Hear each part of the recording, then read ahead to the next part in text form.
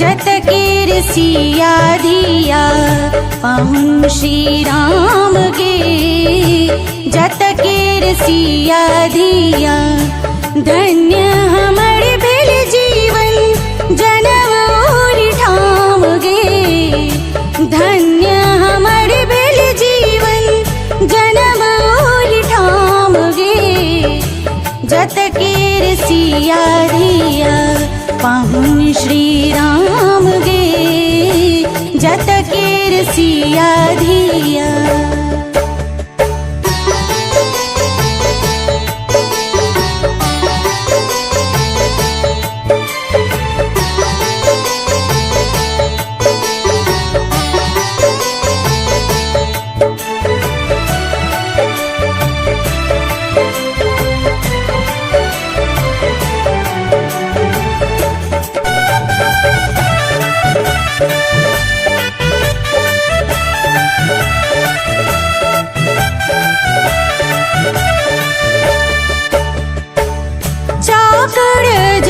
शिव बनला उगना चलना गे।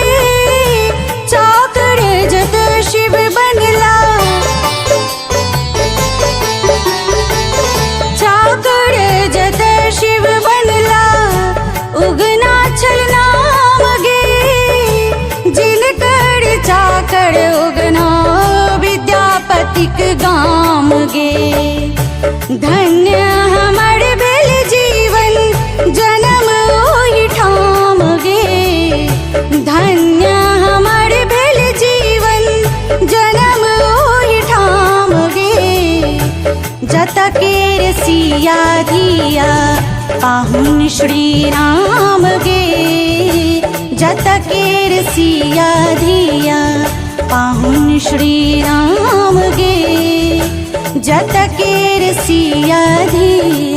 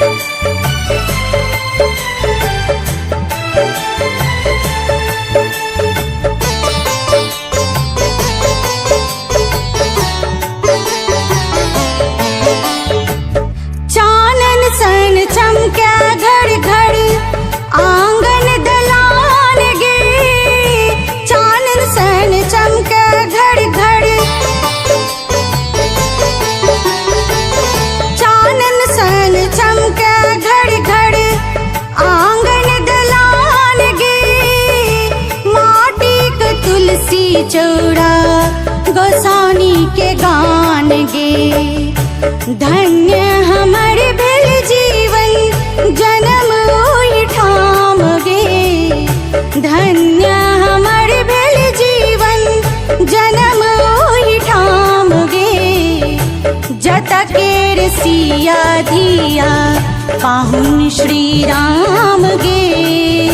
जत कीर सिया धिया पाहुन श्री राम गे। जत कीर सिया धिया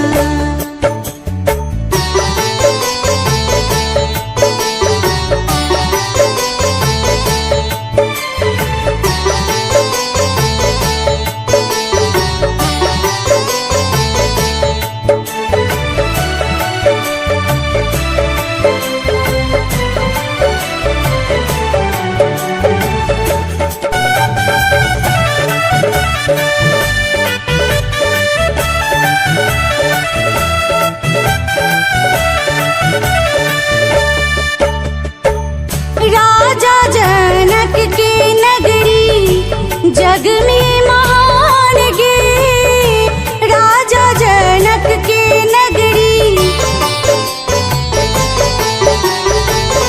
राजा जनक के नगरी जग में महान गे। भरल बसंतक नैना कोक गुमान गे। धन्य हमर भेल जीवन जन्म ओहि ठाम गे। धन्य हमर भेल जीवन जन्म ओहि ठाम गे जतकेर सिया धिया पाहुन श्री राम गे जतकेर सिया धिया पाहुन श्री राम गे जतकेर सिया धिया।